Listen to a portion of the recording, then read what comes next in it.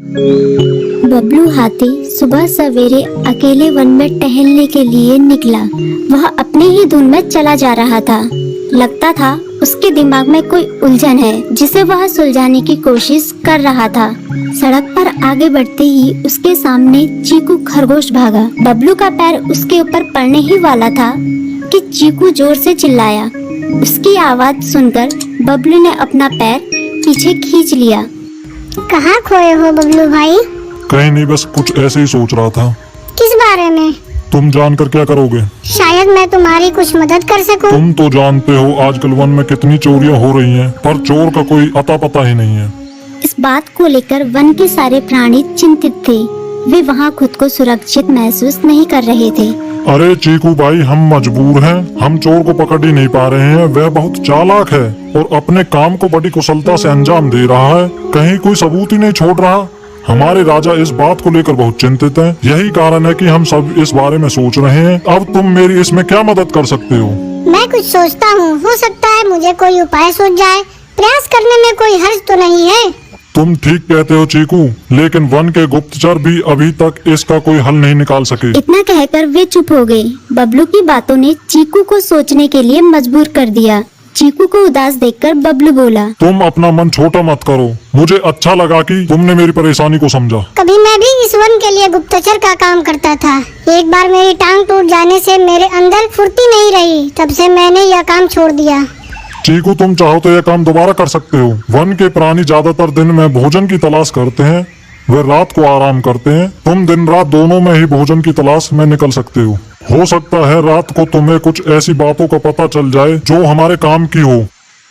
हाँ बबलू, तुम ठीक कहते हो। मैं आज रात को वन में घूम कर इस बात का पता करने की कोशिश करता हूँ।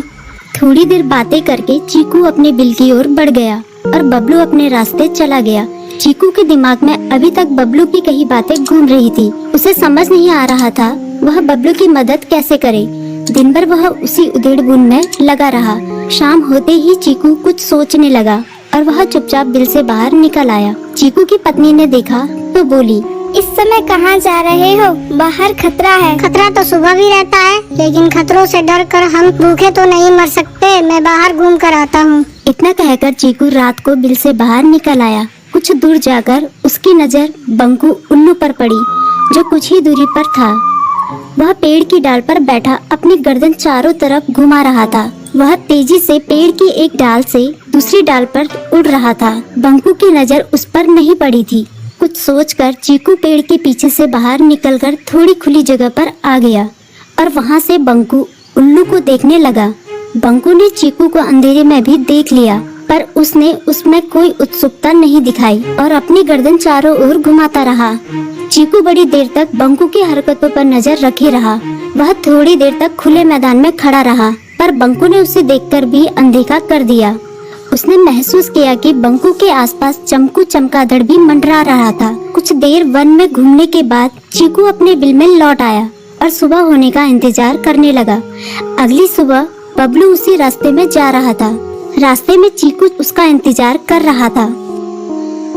आज बड़ी जल्दी आ गए बबलू। हाँ, आजकल मुझे चिंता की वजह से नींद नहीं आती। कोई नई खबर है क्या? यकीन से तो मैं नहीं कह सकता, पर मैं तुम्हें ऐसे प्राणी का नाम बता सकता हूँ जो शायद चोरों की मदद कर रहा है। कौन है वो? बंकू उल्लू। इतना कहकर चीकू ने रात की घटना उसे ज्यों की त्यों सुना दी। इसे सुनकर बबलू का माथा ठनका। बबलू की आंखें चौंधिया गई। तुम ठीक कह रहे हो। मुझे आज रात बंकू और चमकू पर नजर रखनी होगी। इतना कहकर वे दोनों अपने अपने रास्ते चले गए। बबलू रात को अपने साथियों के साथ बंकू पर नजर गड़ाए रहा। उसकी संदिग्ध गतिविधियों को देखकर बबलू ने उसे उसके साथियों चंकी और संकी लोमड़ के साथ पकड़ लिया। बबलू ने सख्ती से पूछताछ करनी शुरू कर दी। तुम इस समय बंकू चमकू के साथ क्या कर रहे हो? हम चारों दोस्त हैं, इसलिए साथ बैठकर बातें कर रहे हैं। चमगादड़ और उल्लू की दोस्ती तो समझ में आती है, पर लोमड़ के साथ दोस्ती कैसे हो सकती है? सख्ती से पूछने पर दोनों ने अपना जुर्म कबूल कर लिया और सभी चोरियों के बारे में बताया जो उन्होंने कुछ दिन पहले वन में की थी। बबलू ने उनके चोरी का सारा सामान भी बरामद कर लिया। बंकू और चमकू को अभी तक समझ में नहीं आ रहा था कि वो इतनी आसानी से कैसे पकड़ में आ गए।